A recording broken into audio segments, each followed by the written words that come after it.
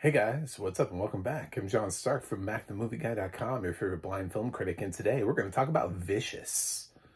It's on Paramount Plus. It's got Dakota Fanning in it. It's from the director of The Strangers. And it, to my knowledge, didn't go to theaters, which is kind of disappointing because I think this has all of that sauce to go to theaters, but just didn't get to go on that big, bold, beautiful journey like some other films did this year. So Vicious went straight to Paramount Plus, which is fine because we need content in October for Halloween to make people feel special. So this is Paramount offering up Vicious as their scary movie for the month. Offering, sure, Sacrificial Lamb, all right.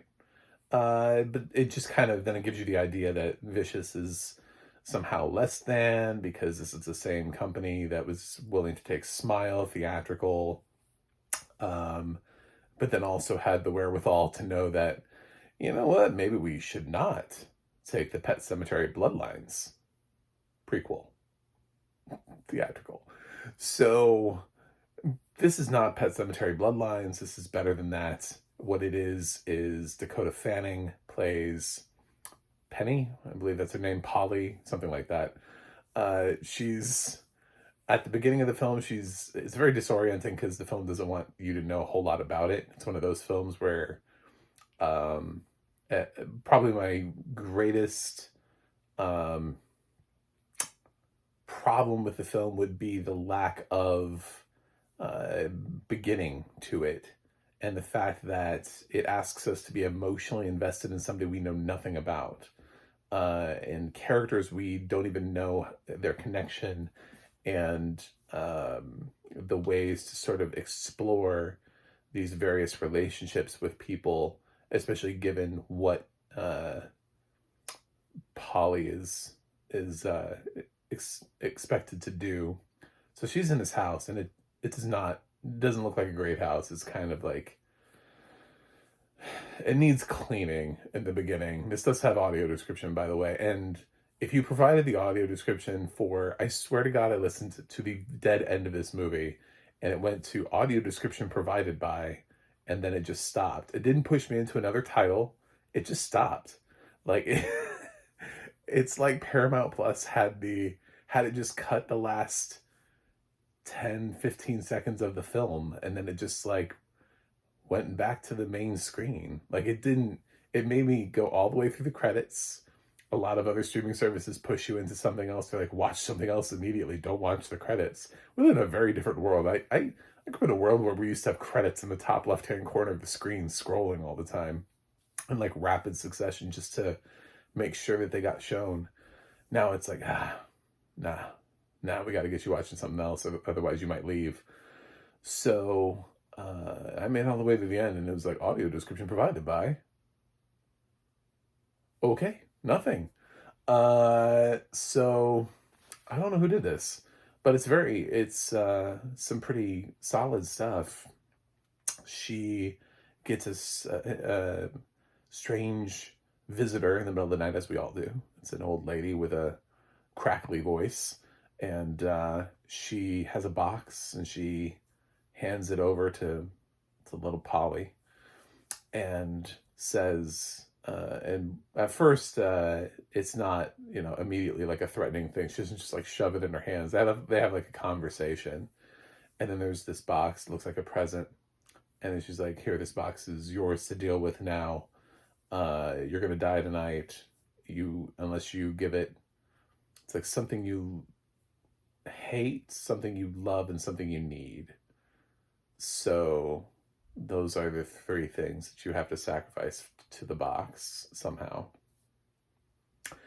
And over the course of the movie, that's what provides the scares, is how she has to go about doing that, and the extent and the length of what she's willing to do to try to not die. Inside the box, there's a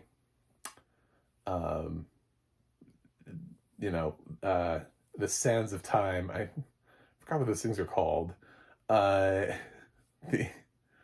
it's the timer with the sand in it is running out to let her know like how much time she has left. And she has to try to figure out how to do that. And then through this, we learn about other people in her life and their relationships. But not to give like a whole bunch of spoilers, but because she's in sort of like this curse world and she can't talk to certain people, she's like, she finds out what happens if she tries to tell anybody not good things. She also seems to live in a really weird neighborhood where like no one else is, and like no one else answers her door, and she's trying to, like, it's just, where are you? The setup was kind of weird. But so it's one of those things that benefits from the limited setup and the fact that we find out everything sort of after the fact, which I guess, but I think it's kind of lazy. I think you can structure a film and show us who these people are and their relationships and what's at stake before introducing us to, just a human, and then us, empathizing simply because other humans are involved. And we just naturally empathize with humans, and we're like, oh, we don't want that, but we don't know who these people are and what they've done, what their past is, and why are they here, and why is there maybe a reason that they're afflicted with this, and they're cursed with this, and what does it all mean? Is there a metaphor for something? So you get that kind of feeling from Vicious, but it is a horror movie. I'll give it that. It doesn't hold back, and it goes for some jump scares that aren't really that cheap. It does actually try to build and hold its thematic pulse throughout the whole film. Dakota Fanning does a nice job with being in a scary movie, much better than the last time she worked with this genre, which was with Shyamalan's daughter in that movie, where they were trapped in the woods in the glass house. I think we've all forgotten that movie. That's fine. Not a great movie. So Vicious is a little bit better than that. And that one got to go theatrical. So yeah, there's no reason why this couldn't have. I know it did some of those horror film festivals, LA Horror Fest, and it probably could have done some more. I don't know if it went to Fantastic Fest, but I feel like it would have done fine there. And this is, yeah, it's just, it's basically all Dakota Fanning. There are some other people who come in the cast here, but again, mostly Dakota Fanning on screen. There are just some other people who play her family members, but their screen time is so nominal compared to Fanning, who's on screen like 95% of the film, 97%. I guess she's on film. I don't really think she ever really leaves the film. I think just people join her. She just is the film.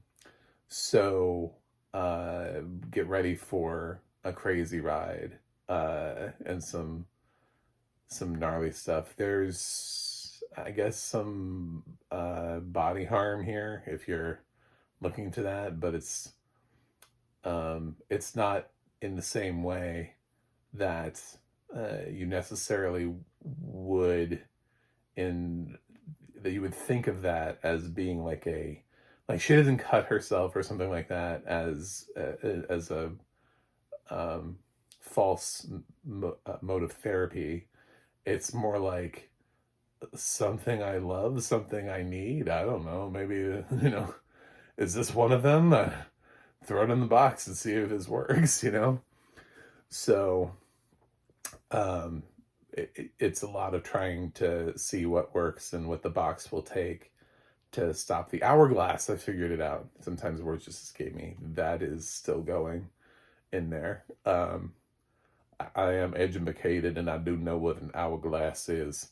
So I enjoyed this. Yeah, I don't know that I love it, but as far as horror films of the year, this is at least on par with a lot of the films that I've seen. I've yet to be blown away. I felt like last year I was blown away by a lot of horror movies. And then this year I've been like, well, I was fine with a lot of horror movies. I've seen a lot of like good but not great horror movies. Like a lot of films that I feel like I don't need to populate my top 10 or top 25 with. But last year I saw a whole bunch of films that I was like, oh man, that was really good. Oh my God. Oh Jesus. These ones are great. Like there were like 5, 6, 7 great horror movies last year. So this is just good. It's good. It's a good film, but I still recommend it. Still fresh. And I'm going to give Vicious, I'm going to give it a 7.2 out of 10. I liked this. It held my attention. It doesn't overstay its welcome. My biggest complaint about the film would have been, I think, and I saw something else recently that was also in this genre. It was Hulu's Stay, which ended up not working out for me. If you check out, I don't know when I'm posting these reviews. I saw them almost identically at the same time. I may post this before Stay, and you may have to wait for the review for Stay. But that didn't work out for me, and that one also needed more time before the actual occurrence in the event. Oddly enough, they're both these films where people get stuck in a house, and they're basically in this one location the whole time, and you don't know a lot about the characters, and you're supposed to uncover that as the movie progresses. I just don't think it's a strong flex. I think it's a weak flex. I think if you're able to develop a character in some manner, even if it's a perspective that's skewed and isn't the right one, and then we learn what the right one is by the end of the film, there's something that's just more inherently interesting than just being like, whoop, we're in a house. Who's this person? I don't know. We're going to follow them on a journey, though. I hope they're a good person. I mean, she could be a serial killer. I don't know. We don't know. So, but I think overall, it ended up being nice. I'm kind of mad at this director for having created The Strangers, because now we have The Strangers Chapter 1, The Strangers Chapter 2, and eventually Strangers Chapter 3, which no one ever needed, but that's not his fault, that he created something good, and then the studio was like, well, how do we keep this franchise going? Maybe it didn't need to be a franchise. Maybe the first film was just good enough as it was. We don't need sequels to everything. So,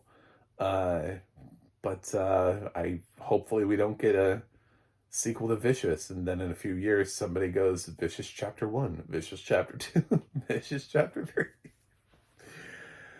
Okay. Thanks for watching. Thanks for subscribing, and I'll see you guys on the other side.